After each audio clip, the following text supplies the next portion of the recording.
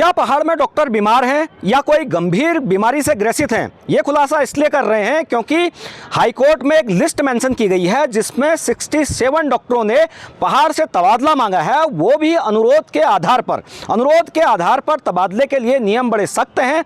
इसमें स्पष्ट तौर पर यह कहा गया है कि अगर कोई गंभीर बीमारी से ग्रसित है या फिर परिवार में कोई गंभीर बीमारी से ग्रसित है या एकल परिवार में रहता है या तमाम चीज़ें जो एक्ट कहता है उस हिसाब से तबादले होने चाहिए। लेकिन 67 डॉक्टरों ने पिथौरागढ़ या फिर उत्तरकाशी या तमाम दूरस्थ इलाकों के जिलों से तबादला मांगा है और तबादला मांगा गया है देहरादून, हल्द्वानी, रुद्रपुर या हरिद्वार जैसे जिलों में। एक लिस्ट कोर्ट में मेंशन की गई है और इसमें स्पष्ट तौर पर यह कहा गया है कि इतने जो डॉक्टर हैं उन्होंने अनुरोध के आधार पर तबादला मांगा है।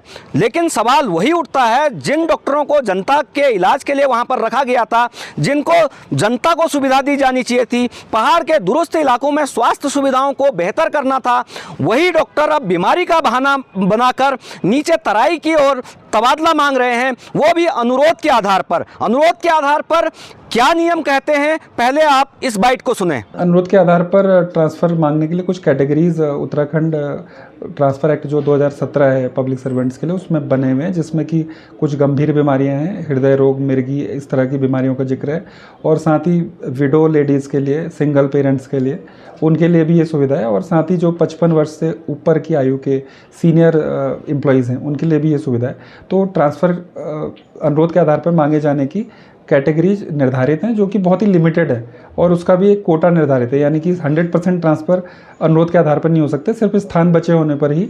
और जिन स्थानों पे अनुरोध किया गया है वहाँ अगर वैकेंसी है अवेलेबल तभी उस आधार पर ट्रांसफ़र हो सकते हैं। इतने बड़े बल्क में अगर निजी अनुरोध के आधार पर हुए हैं तो वो कहीं ना कहीं एक्ट के उल्लंघन के तौर पर देखा जाएगा। तो जब नियम स्पष्ट कहता है कि अनुरोध के आधार पर इन नियमों के आधार पर ही हो सकता है, और जो एक्ट का 2017 का एक्ट की धारा 27 है वो स्पष्ट तौर पर कहती है कि तमाम अगर गंभीर बीमारी से ग्रसित है या तमाम चीज़ें हैं तो ही तबादला अनुरोध के आधार पर होगा। लेकिन जिस तरह से एक्ट का वायलेशन किया जा रहा है तो उससे सीधे जो आरोप हैं वो स्टेट की मशीनरी पर भी लग सकते हैं, क्योंकि अब हाईकोर्ट में ये पूरा मामला है, अधिकारियों को भी जवाब देना पड़ सकता है। तो लेकिन सवाल ये है कि ये डॉक्टर अगर बीमार हैं तो कैसे ये पहाड़ में हैं और क्यों इनको इलाज के लिए कहीं दूर क्यों नहीं भेजा जा रहा है, तो ये बड़े सवाल हैं। और अगर सरकार को लगता है कि वाकई में ये जो 67 डॉक्टर हैं ये बीमार हैं, विभाग में काम करने लायक नहीं हैं, तो इनको छुट्टी पर क्यों नहीं भेजा जा रहा है,